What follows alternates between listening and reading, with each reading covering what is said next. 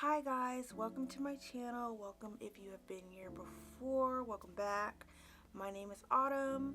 I am on the JET program. I live in Japan and I am here to do kind of like a question and answer, but via Reddit, because every time I ask y'all for stuff, y'all don't ever be sending me no questions. So I had to hop on Reddit, which is like a cardinal rule, and I don't like hopping on Reddit because it's just a lot of, there's a lot of like real crazy stuff on Reddit. So yeah, I grabbed about 9 questions and I wanted to go on here on the record and answer some of these questions in the event that maybe some of you actually don't look at Reddit, so that you could like get an answer to these questions. Okay, so let's go ahead and let's get into it. Oh, I just wanted to also say that these questions are like from different stages in the JET program process.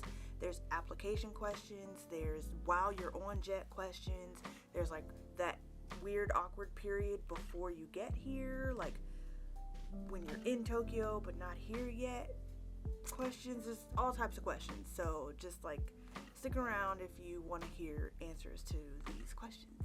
Okay, so the first question is, how can I leave after the first year of JET?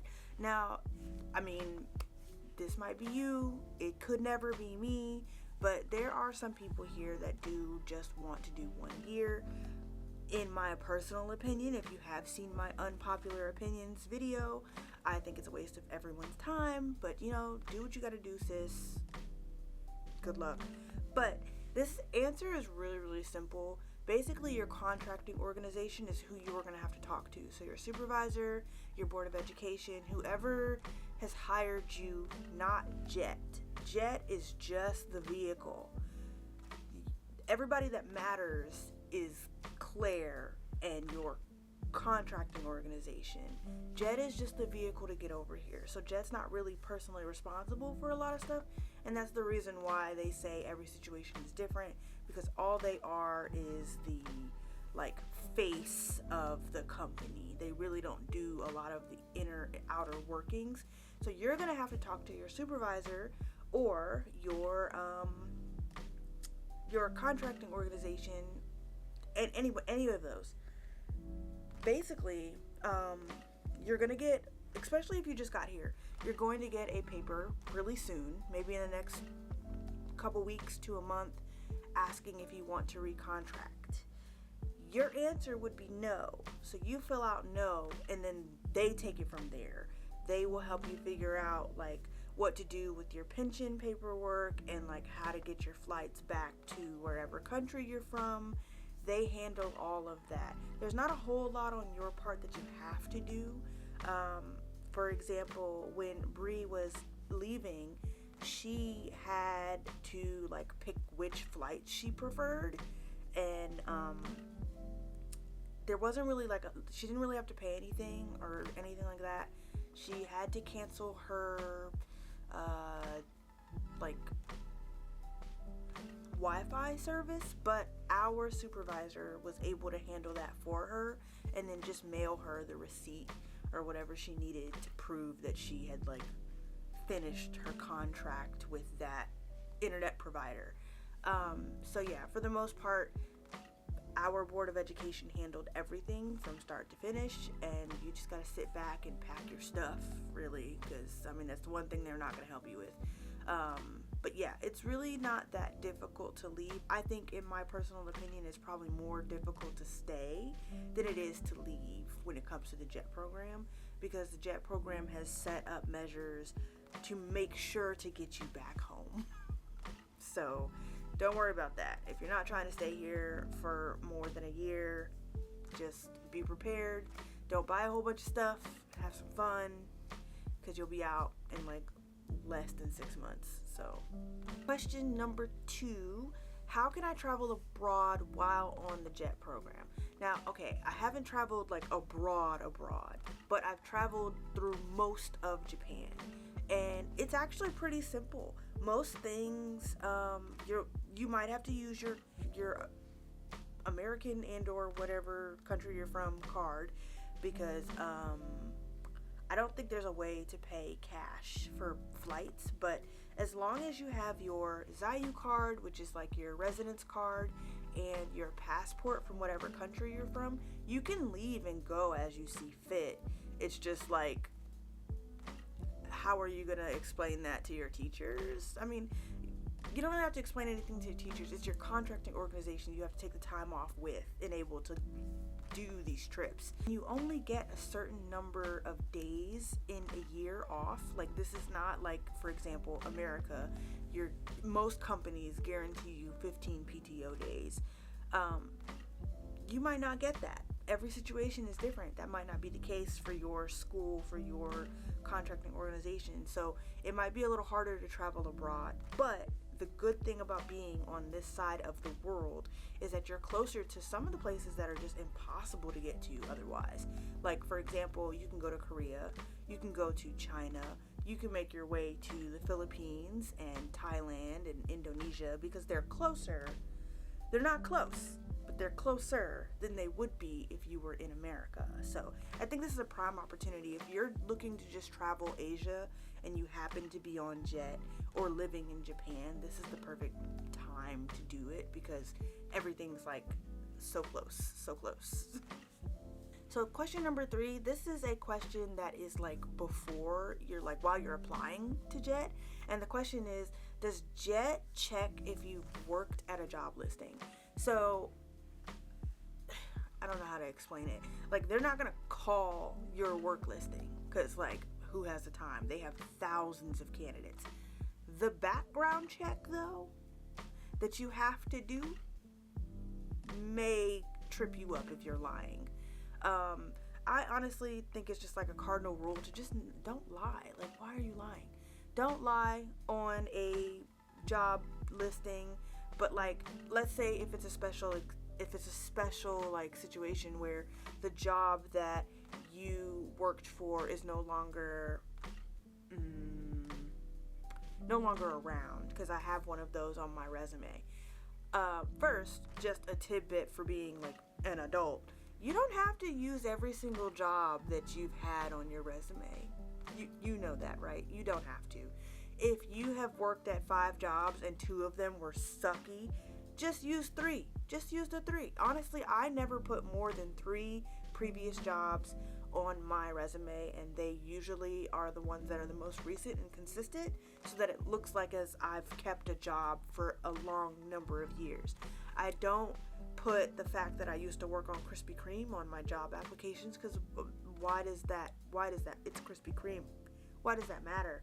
But for the JET program, if the job is relevant to this type of work, or if you really think that it's a way to like explain yourself, like your personality wise, then put it there. If there's an issue as far as like the job not being available or not being around, I'm pretty sure that the background check kind of covers most of that stuff. Like, I think you'll be okay, but like, don't lie, because that's weird.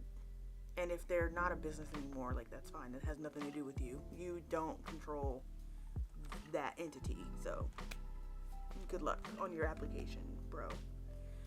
So the infamous, this 4th question gives me a headache. So it's always asking about tattoos. Should we tell Jet we have tattoos? Will we get out of the listing or the running because we have tattoos? Is my contracting organization really going to care if I have tattoos? Let me just, it should be its own video. Tattoos in Japan are fine. They're fine. People walk around with tattoos all the time. I live near a previous like old Yakuza town. Tattoos everywhere on Japanese people. However, tattoos have specific stigmas because of the history of them in this country. In this country. That is, in this country, tattoos have a stigma. So when it comes to working around children, you are gonna have to be aware of like tattoos that go down your arm. But I really truly think that it just depends on where you are teaching. I have friends that have tattoos on areas that they cannot cover up, and they're fine. I personally have been to an onsen, multiple, never had an issue. I think that everybody lets the tattoo conversation run the conversation because they're looking for ways to assume that they will not get in and able to not apply. Apply.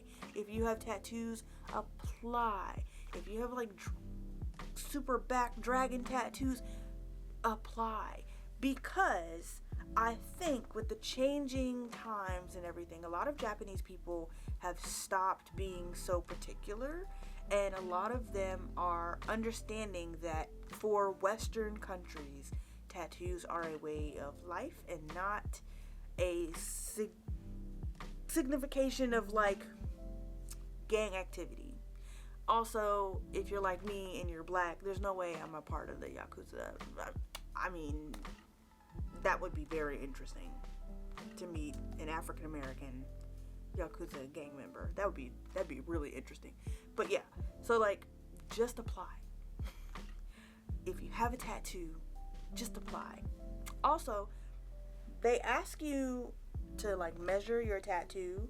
All I did was take a ruler and measure the length of the tattoo, not the width, because I feel like the length is probably a better indicator of how big your tattoo is. I have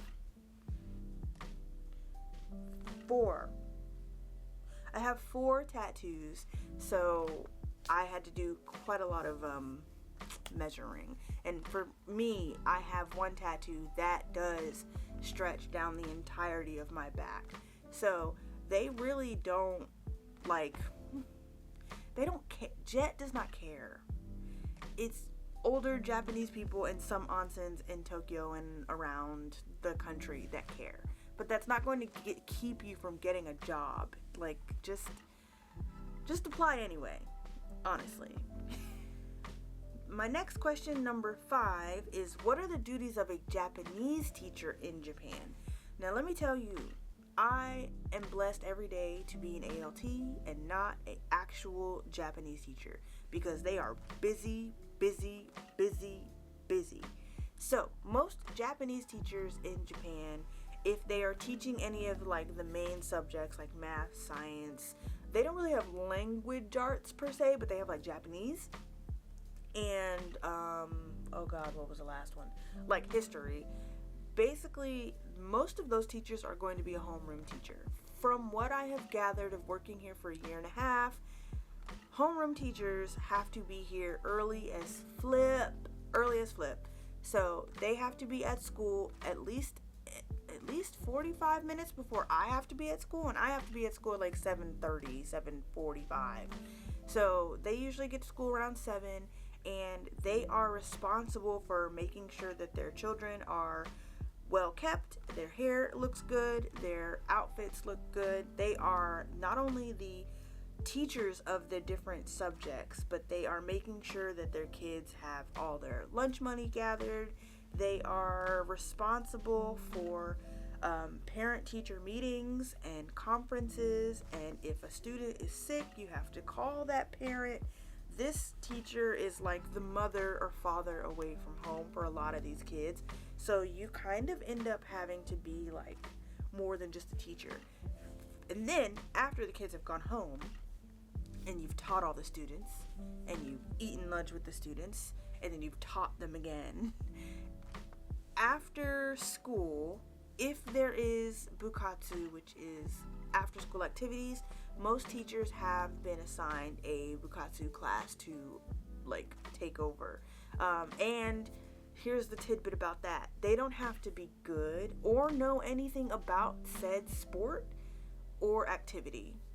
Unless it's like band, because I think band and art club are actually ran by the band or music teacher and the art teacher. All the other ones, fair game.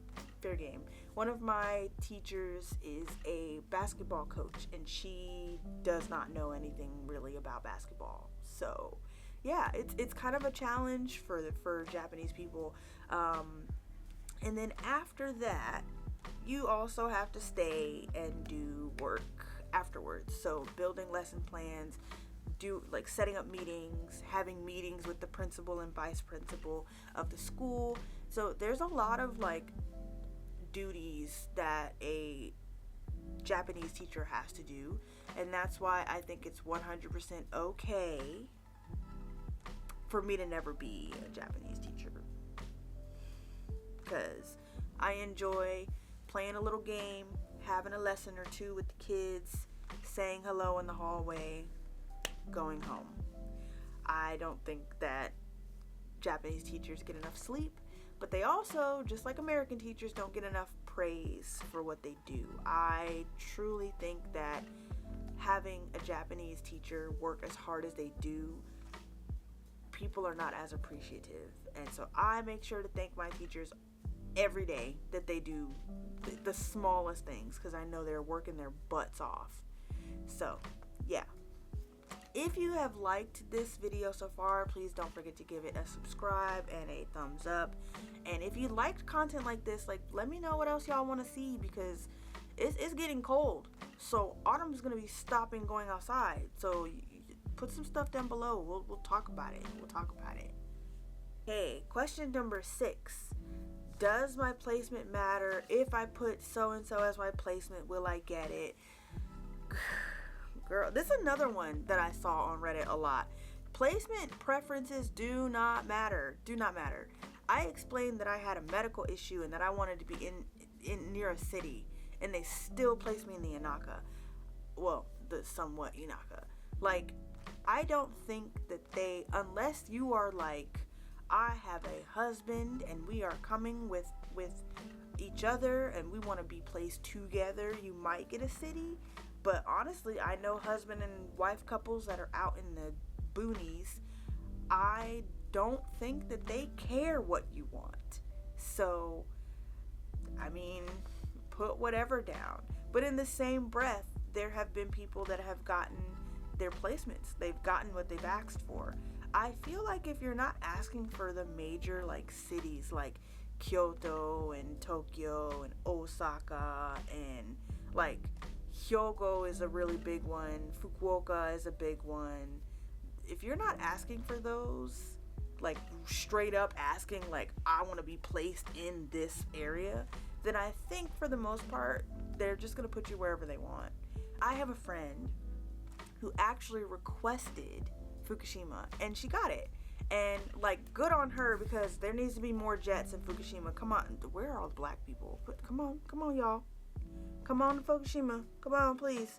But like, yeah, she got placed in Fukushima and she loves it here, and she's only been here for a few months, but she loves it. So I think that do your research on where you would like to go, but don't let your idea of a placement preference like ruin your whole mindset for jet.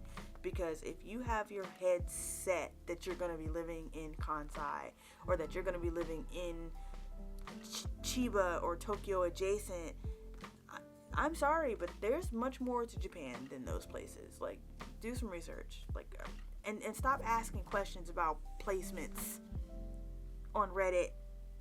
Jet program does not care. They don't care. They gonna put you wherever they please. Okay. Question number 7. Should I disclose my mental health on the forms? Yes.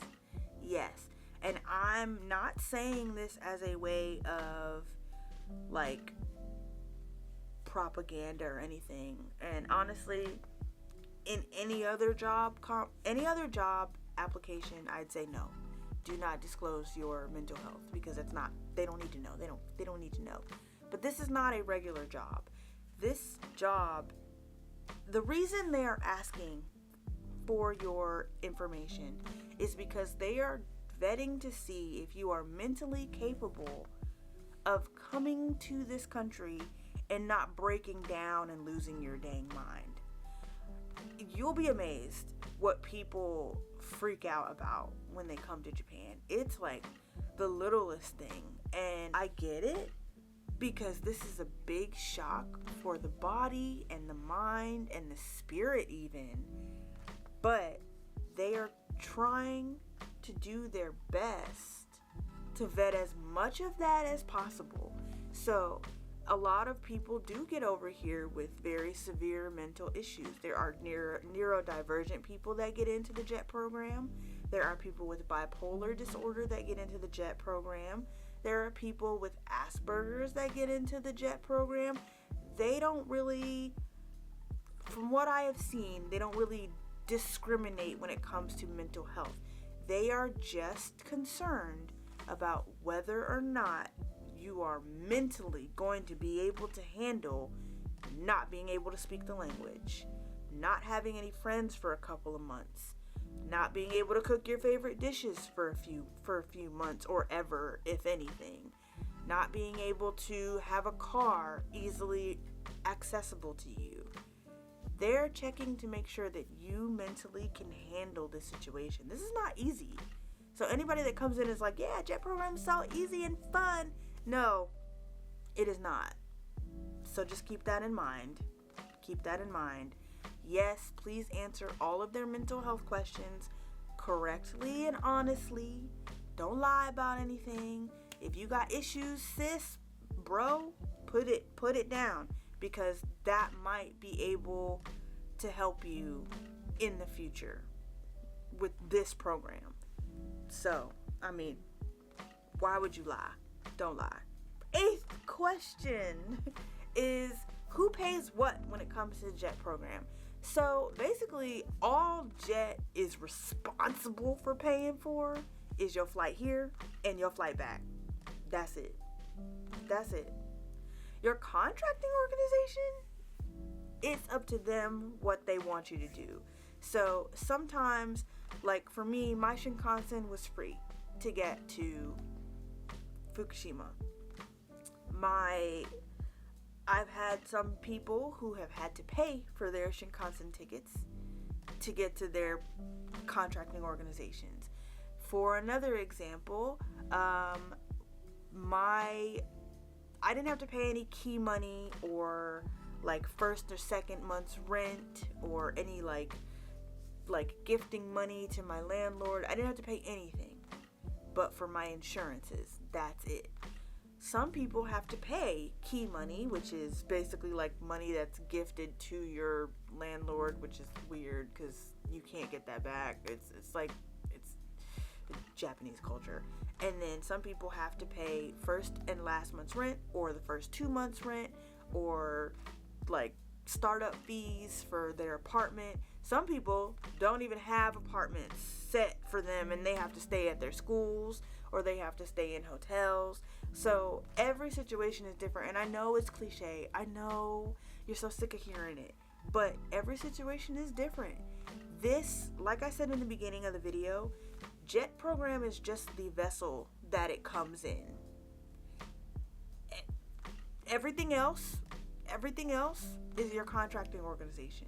So your bad experiences, your piss poor communication with your supervisors, that's not JET. That's Claire. Claire is like, okay, how can I explain this? The JET program is Yuji Itadori, right? Claire is Sukuna. Your contracting organizations is Sukuna's brain. Okay? Does it make sense? Hopefully y'all understand, because nothing moves unless the contracting organizations move first. The contracting organizations move according to what they want from Claire. Claire takes from stuff from JET. So when people are like spewing nothing but hate on the internet about the JET program, they're not mad at JET. They're mad at Claire. And that's the real tea. So, yes, certain people may pay for different things. You may also equally be a part of the same exact area.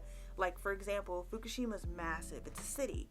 There are lots of people that work for Fukushima City but have different contracting organizations. So they have different people they report to. Those people do different things or will pay for different things. So you're not going to get the exact same treatment as someone who lives like 10 minutes away from you.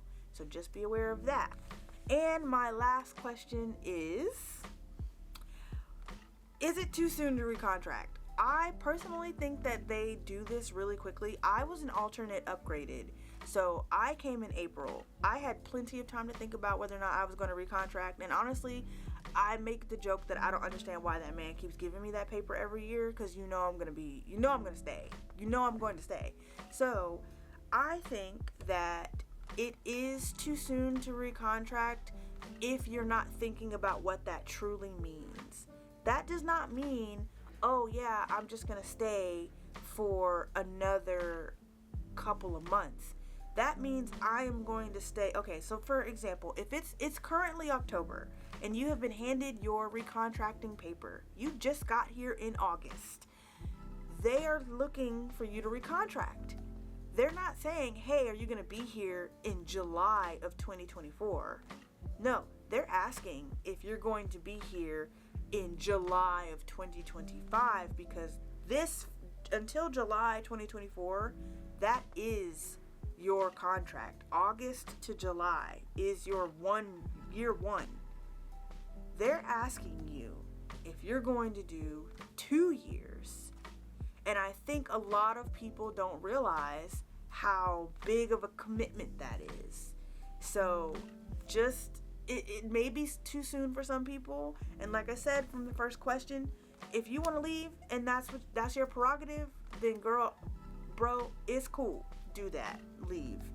But I think that this should be a process. This should be a thought process. Most people have until about January to truly decide, truly sit down and think about how your quality of life is, and how your friendships are, and how your work-life balance is. And if it's not working for you, you don't have to recontract.